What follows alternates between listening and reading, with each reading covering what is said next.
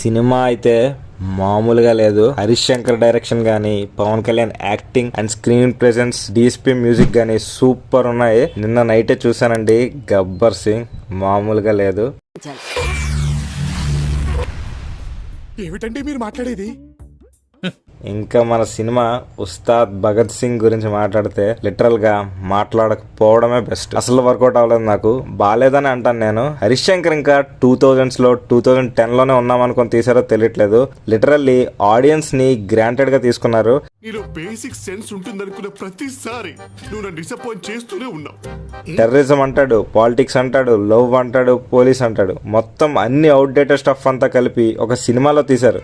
ఎందుకంటే కేసీఆర్ అంటావు, విజయసాయి రెడ్డి అంటావు, ఎన్టీఆర్ అంటావు, మెగా ఫ్యామిలీ అంటావు, దీనికి ఏ సంబంధం లేకుండా పోసారంటావు. ఒక క్లారిటీతో క్వశ్చన్ రాసుకొని రేపు రా ఇంటర్వ్యూ. ఇంతటి అవుట్డేటెడ్ స్టఫ్ అండ్ రైటింగ్ ఉన్నా కూడా హరీష్ శంకర్ గారి కాన్ఫిడెన్స్ కి హ్యాట్స్ ఆఫ్ అని చెప్పాలి. ఎవరికే మా వాళ్ళకి ఉత్సాహం, కాన్ఫిడెన్స్ కాదమ్మా, కాన్ఫిడెన్స్ ఇద్దామని అన్నాము. ఆ కాన్ఫిడెన్స్ ఓవర్ కాన్ఫిడెన్స్ అయింది. దానికి ఏం చెప్తాం? దురందర్లో ప్యాట్రియాటిజం అంటే ఇలా ఉండాలి అన్నట్టు ఉంటది. ఏదో ఇరికించి పెట్టినట్టుగా ఉంటది ఈ మూవీలో అయితే టెర్రరిజం అన్న కాన్సెప్ట్ అయితే. అయినా కూడా దురందర్ కి ఆపోజిట్ గా రిలీజ్ చేయమని ఎవరిచ్చారో మూవీ టీమ్ కి ఐడియా. ఒక కమర్షియల్ సినిమా చేసినప్పుడు ఒక పాయింట్ మీద స్టిక్ అయి ఉండాలి, అంతేగాని అన్వాంటెడ్ గా భగత్ సింగ్ అని సినిమా పేరు పెట్టినంత మాత్రాన ప్యాట్రియాటిజం, టెర్రరిజం అన్ని ఇరికించాలా ఏంటి? ఒక కొత్త సీన్ కూడా ఉండదు. సినిమాలో ఏమైనా పాజిటివ్ ఉంది అంటే అది తమన్ బీజమే. ఆ బీజం వల్లే వాకౌట్ చేయలేదు లిటరల్ గా. బట్ అది కూడా ఒక్కటే బీజం ని ప్రతి ఎలివేషన్ దగ్గర వాడేశాడు. ఫస్ట్ టైం బానే ఉంది, బట్ అలా ప్రతిసారి అదే బీజం అంటే వినడానికి చిరాకు వచ్చింది. ఇంకా పాజిటివ్ అంటే ఏమీ లేదు అసలు.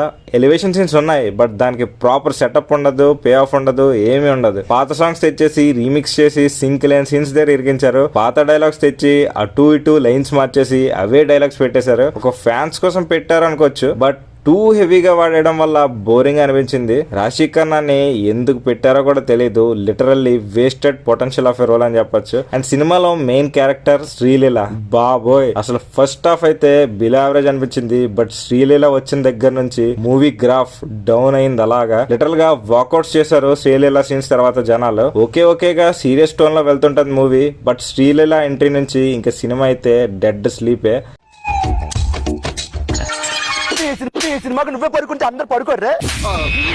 అక్కడ నుంచి చెప్పుకోదగ్గ ఒక్క సీన్ ఉండదు. Forceful climax, forceful terrorism angle. Villain అయితే పవర్ఫుల్ గానే చూపించారు, but still there is scope to right better. Dhurandhar చూసి వచ్చాక మన తెలుగులో ఇలాంటి మూవీస్ తీస్తే బాగున్ను అన్న ఫీలింగ్ ఉంటది. బట్ మన వాళ్ళు తీసేవి ఇవి అవుట్ డేటెడ్ స్టఫ్ తీస్తారు. అండ్ పాత సినిమాల సీన్స్ ని అన్ని తెచ్చేసి అవే పెట్టేశారు. యాక్టింగ్ పరంగా పవన్ కళ్యాణ్ గారు డీసెంట్ అని చెప్పాలి in his role, but there is no scope for him. Full potential అయితే వాడలేదు. కామెడీ చేయడానికి ట్రై చేశారు, బట్ ఎక్కడ వర్కౌట్ అవ్వలేదు. బీజిఎం బాగున్నా అంత ఇంపాక్ట్ఫుల్ సీన్సే లేవు అసలు. కొన్ని డైలాగ్స్ కూడా ఏదో రైమింగ్ కోసం పెట్టారు కానీ సింకే లేదు అసలు. సాంగ్స్ కూడా రాంగ్ ప్లేస్మెంట్ లో పెడతారు. ఒక సీరియస్ సీన్ బిల్డ్ అవుతుంది అనగానే ఒక సాంగ్ పెడతారు. ఉన్న మొమెంటం మొత్తం బ్రేక్ అవుతుంది. Nothing work for me in this movie. Better spend your money on Dhurandhar 2 for best cinematic experience. TFI standards పెరుగుతున్నాయి అన్న టైంలో ఇలాంటి సినిమా అంటే ఒక బ్లాక్ మార్క్ అని చెప్పాలి. ఏది తీసినా చూస్తారు అని తీయడానికి తీస్తారు ఇలాంటి మూవీస్. ఇలాంటి సినిమాలు తీయకండి. That's it, better skip it. అయినా వెళ్తా అంటే మీ ఇష్టం. That's the review guys. మీరెవరైనా సినిమా చూసుంటే మీకు ఎలా అనిపించిందో కింద కామెంట్స్ లో చెప్పండి. That's the review guys. Stay tuned and bye by.